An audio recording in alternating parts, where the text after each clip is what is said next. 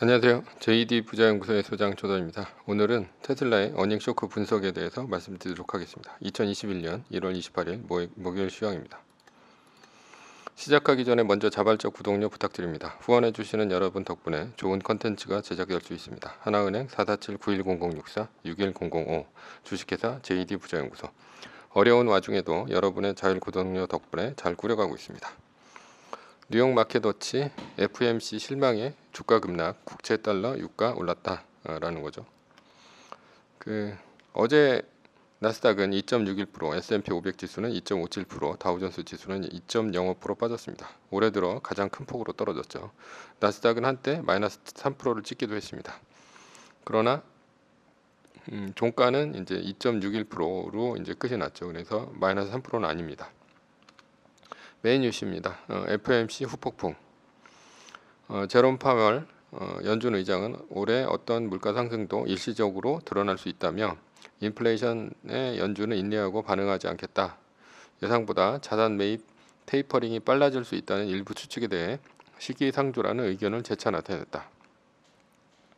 파월 의장의 얘기는 지난번 회의 내용과 큰 차이가 없었습니다. 이자 안 올릴 것이고 테이퍼링은 시기상조다라는 거죠. 그런데 시장에서 얘기하는 것이 경기 안 좋다고 해놓고 왜 대책 안 내놓냐, 그래서 떨어뜨린다, 뭐 이런 얘기라는 거죠. 그리고 연준이 MMF 마켓의 원화를 이유로 정규 1개월 레포 금리 환매 조건부 채권을 단계적으로 폐지한다는 소식이 있었습니다. 그래서 레포 시장이란 무엇인가라는 거죠. 레포는 이제 A와 만약에 B 은행이 있다라고 했을 때 A 은행이 현금만 갖고 있고요. B 은행은 담보, 그러니까 채권 같은 것만 갖고 있습니다. 그런데 B 은행이 담보를 A 은행에게 맡기고 현금을 하루 혹은 2주 정도 빌렸다가 이자를 붙여서 돌려주는 시장을 레포 시장이라고 얘기를 합니다. A 은행은 당연히 이제 현금이 많으니까 뭐 큰 은행이나 뭐 MMF 자산운용사 뭐 이런 데가 되겠죠. B 은행은 채권으로 이제 돈놀이하는 작은 은행이나 아니면 브로커나 딜러나 아니면 헤지펀드 등이 되겠죠. 그런데 2020년 코로나 위기로 인해서 시중에 돈이 마르자 현금 많은 A 은행도 앞으로 어찌 될지 모르니까 레포 시장에서 현금을 안 빌려줬고요. 레포 금리는 발작을 일으켜서 10%가 넘게 올라가는 현상이 발생을 했습니다. 평소에는 레포 금리가 기준금리 수준으로 낮습니다. 그래서 뭐 한 2%나 뭐 이 정도 수준인 거죠. 그렇다면 누가 가장 위험한가? 담보만 갖고 있는 B 은행이 위험하죠. 왜냐하면 현금이 이런 위기 상황에서 없으면 뭐 흑자 부도가 날 수도 있고 아니면 뭐 종업원들한테 월급도 못 주고 뭐 현금 결제를 못 하니까 굉장히 위험하죠. 그래서 부도가 날 수 있습니다. 그래서 연준은 레포 시장에 몇천억 달러를 투입을 해서 현금을 뿌려서 레포 시장의 금리가 폭등하고 자금이 마르는 일을 방지를 했던 것이죠. 그러나 지금은 금융시장이 원활하게 돌아가니까 레포 시장에 연준이 그렇게 돈을 넣을 이유가 없죠. 그냥 A은행, 그러니까 골드만삭스라든가 이런 큰 투자은행들이 돈을 얼마든지 빌려줄 수 있는 은행인데 뭐 여기다가 레포 시장에다가 단기 자금을 빌려줄 이유가 없다라는 거죠. 그래서 연준은 레포 시장에 돈을 넣는 것을 단계적으로 폐지하겠다라는 얘기를 한 것입니다. 그러자 어제 나스닥이 발작을 일으키면서 결국은 마이너스 2.61%로 떨어져서 끝났습니다. 시장은 이렇게 연준이 유동성 축소를 할 때마다 발작을 일으킵니다. 그러나 연준은 시장을 죽일 이유가 없으니까 천천히 유동성 축소에 나타날 것이고요. 나스닥은 마이너스 3%가 아니라면 굳이 주식을 팔 이유가 없습니다. 결론은 연준이 빅테크 어닝일에 제대로 고춧가루 뿌렸다라는 거죠. 서브 이슈입니다. 첫 번째 서브 이슈는 애플, 테슬라, 페이스북의 어닝 실적입니다. 애플, 테슬라, 페이스북은 실적이 나쁘지 않았습니다. 다만 연준이 고춧가루를 제대로 뿌리는 바람에 추풍낙엽으로 떨어졌죠. 지금 선물은 애플이 3.2% 마이너스, 테슬라는 5.02% 마이너스, 페이스북은 1.53% 마이너스로 떨어지고 있습니다. 일단은 이 선물 같은 경우는 저녁 6시가 넘어가 봐야 제대로 알 수 있습니다. 그때 이제 그 선물이 반영이 되면서 이제 등락이 나오고 있죠. 그리고 실제로는 뭐 내일 주식장이 끝나 봐야 어닝 쇼크인지 어닝 서프라이즈인지 알 수가 있죠. 그래서 그 테슬라가 어닝 쇼크다 이렇게 얘기하는 것은 아직은 이른감이 없지 있습니다. 뭐 애플도 마찬가지고 페이스북도 마찬가지입니다. 이렇게 떨어진 이유의 공통 요인은 뭐 때문이냐? 연준 때문이죠. 마이크로소프트가 최고의 실적을 냈음에도 불구하고 선물은 4% 이상 올랐으나 어제는 겨우 장막판에 플러스로 돌아서면서 결국 0.25%로 올랐습니다. 테슬라는 실적은 좋았으나 내년 전기차 목표를 100만 대가 아닌 50% 성장을 제시한 점이 감점 요인이라는 해석이라는 거죠. 2020년 50만 대가 이제 목표였는데 50만 대를 목표를 달성을 했죠. 그리고 이제 50%를 성장한다 이렇게 얘기했으면 결국은 75만 대 뭐라는 거죠. 시장에서는 100만 대를 예상을 했는데 기대에 못 미쳤다는 분석입니다. 애플과 페이스북은 선물이 떨어지는 것이 이제 불확실합니다. 결론입니다. 결론은 마이너스 3% 뜨기 전까지 세계 1등 주식은 무한홀딩이다라는 거죠. 그러면 두 번째 서브 이슈로 테슬라의 어닝 쇼크를 분석해 보도록 하겠습니다. LG전자가 퀄컴과 손잡고 커넥티드카 5G 기술 개발을 한다라는 이제 수칙이 있습니다. 그래서 5G 플랫폼은 어쩌고 저쩌고 이런 얘기를 하고 있고요. 그 LG전자가 퀄컴하고 커넥티드카 공동 개발을 한다는 얘기인데요. 앞으로 전기차는 자율주행차가 핵심이 될 것입니다. 왜냐하면 전기차는 누구나 만들 수 있는 쉬운 것이기 때문에 차이를 어떻게 둬야 되나라는 거죠. 그러려면 다른 전기차 회사와 차별화된 전략은 어떤 것일까라고 했을 때 자율주행 기술이 가장 뛰어난 차가 차별화된 전략이다 이렇게 볼 수가 있습니다. 그래서 자율주행 엔진이 누가 뛰어나냐 여기에 이제 차별화된 전략이 있다라는 거죠. 1월 9일에 니오데이가 열렸습니다. 여기서 니오는 첫 번째 150kWh의 전고체 배터리를 이제 양산하겠다라는 거고, 두 번째는 2세대 스왑 스테이션을 만들겠다. 그리고 세 번째는 세단 모델 ET7을 만들겠다라는 거고, 네 번째 자율주행 플랫폼을 공개를 했습니다. 별 중요한 내용은 아니고요.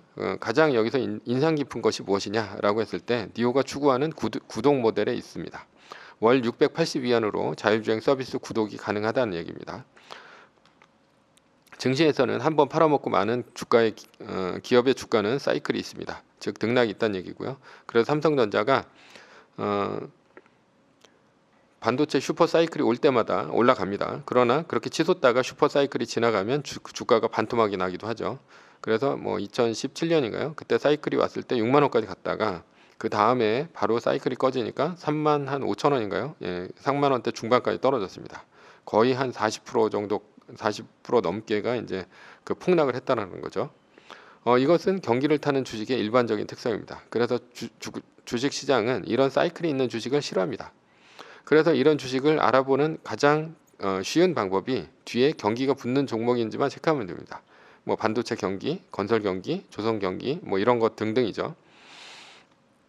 그런데 경기를 타지 않는 종목은 무엇이냐라는 거죠. 대표적인 것이 먹거리입니다. 그래서 삼시세끼 안 먹을 수가 없죠. 그래서 대표적인 종목이 스타벅스의 커피, 코카콜라의 음료 등과 같은 것이고, 그리고 P&G나 유니레버 등과 같은 생필품 등이 있죠. 그래서 이런 종목들이 등락이 없고 꾸준히 우상향합니다. 그러나 오래전서부터 있었기 때문에 이들에게는 성장성이 좀 떨어집니다. 그리고 이런 경기를 타지 않는 종목 중에 스마트폰이 보급되고 나서 플랫폼을 가지고 있는 기업들이 대표적입니다. 대표적인 기업이 애플의 iOS, 구글의 안드로이드, 인스타그램, 왓츠앱의 페이스북, 쇼핑의 아마존, 클라우드의 마이크로소프트 등등이죠. 이들을 이제 빅테크 기업이라고 하죠. 이들은 경기를 타지 않으면서 급성장하는 IT 기업입니다. 그래서 빅테크 5 종목은 꾸준한 우상향을 기대할 수 있는 기업들입니다. 그런데 이번 니오데이에서 니오가 들고 나온 것이 자동차도 구독 모델을 하겠다는 것 아닙니까? 이게 이제 680위안을 월정액으로 내면 부분 자율주행이 가능하다라는 거예요. 그러나 니오도 결국 자율주행 소프트웨어를 가지고 있지 않다면 도태될 수밖에 없습니다. 왜냐하면 여기에 들어가는 자율주행 엔진은 엔비디아 것을 쓰고 있기 때문입니다. 스펙은 자율주행 스펙을 보면 800만 화소 카메라와 1550 나노미터의 라이다를 채용하고 있고요. 라이다는 이너비전 라이다를 사용하고 자율주행 칩은 엔비디아의 오린을 쓰기로 했습니다.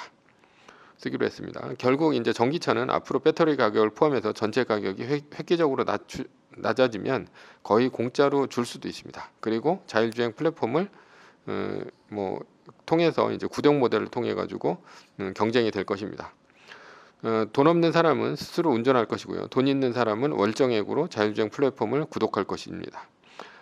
구독 모델이 통하면 주가가 꾸준한 상승이 되어서 사이클 주식에서 빠져나옵니다.